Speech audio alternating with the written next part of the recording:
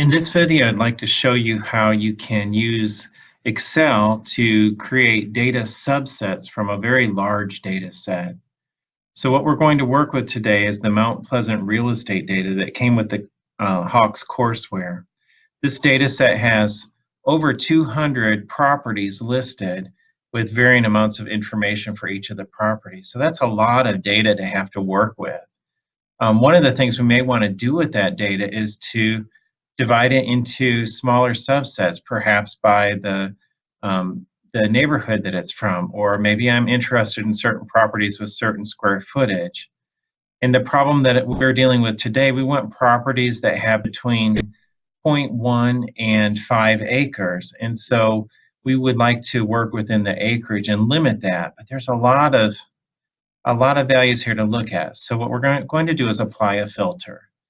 To apply the filter, you want to click somewhere within the data sheet, go to the Data tab at the top, and you notice that there's this thing that looks like a funnel, and it's a button that will allow you to apply filters.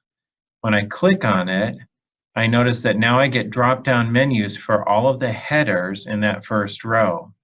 That'll allow me to filter anything that is listed as a header. The problem I'm interested in has to do with acreage, so I'm going to use the drop-down menu.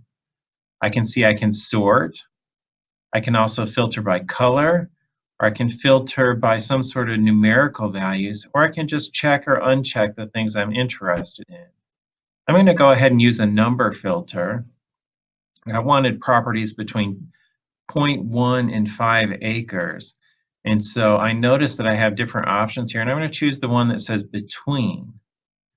So between 0.1, so that means it's greater than or equal to 0.1. I'll type in my 0.1. If it's less than or equal to, I'll say 5 acres. Those are the type of properties I'm interested in. I can go ahead and click OK, and it has now applied a filter. And though I still have a lot of properties, and it seems like there's just as many as before, there really aren't. If you look at the column on the side, you'll notice that every once in a while we're missing one of the values. So as I go on here, let's see, 51 is missing. So what has happened is that that row has now been hidden. And I'm just looking at information for the data that I'm interested in. They all should have acreage between 0.1 and 5 acres. Now let's say that with that data, I'm interested in what the average price of a home is for that. So I can look and see that the list price of homes is in column B here. I want the average for that column. Now Excel can do all that work for me. I just have to go to a blank cell. So I'm going to go to the bottom of the data and click in a blank cell. And I'll start that cell with an equal sign. That tells the spreadsheet that I want to compute something. I'm actually interested in the average, but if I type in the average, it's going to give me all the cells, including the hidden cells. So to average with a filtered data set, I have to use a function called subtotal. I'm going to type in the word subtotal and use a parenthesis. As soon as I put the parenthesis in, it tells me the different things I can do within the filtered data. Now this doesn't work on a Mac, but there are ways to figure out what the subtotal will allow you. But these are the numbers that go with a Mac or with a regular PC version. I'm interested in the average value of these properties, so I want to just put in a 1 or a 101. I notice that there are two possibilities. I'll just type in a 1 and then a comma. So it's telling it I want the average of the filtered data, and I need to tell it which cells this data is in. So I'm going to click on the first cell here and just scroll up until I have captured all of them.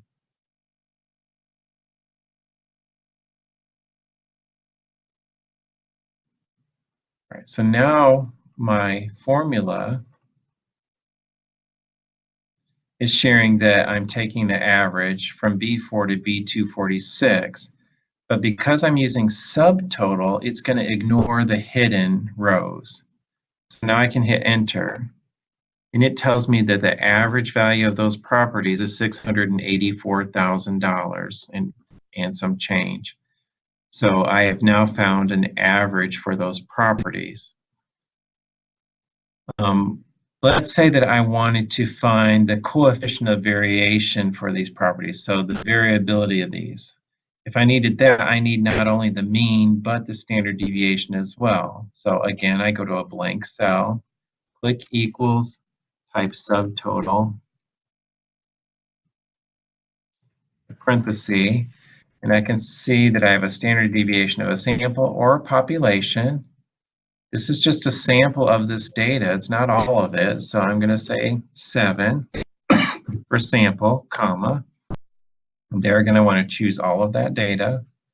So how much variability do I have going on here? And I'll hit enter. And it's now giving me the standard deviation. Now to find the coefficient of variation, I'm going to go to another cell. I'm going to click equals to say I want to compute something. And this time I'm going to go ahead and take my variability.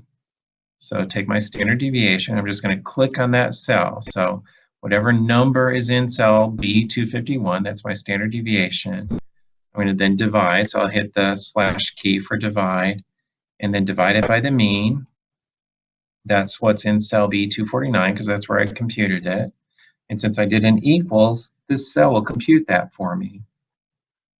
And it says that my coefficient of variation is 0.441331. Or I could convert that then to a 44%. So there's 44% variation going on amongst these properties. There's quite a bit of variation compared to the mean. So those are some of the tools we can use within an Excel spreadsheet if we want to use subsets of data. Now, if you've gotten to a point where you want to go back to your original data, just click somewhere within the data again.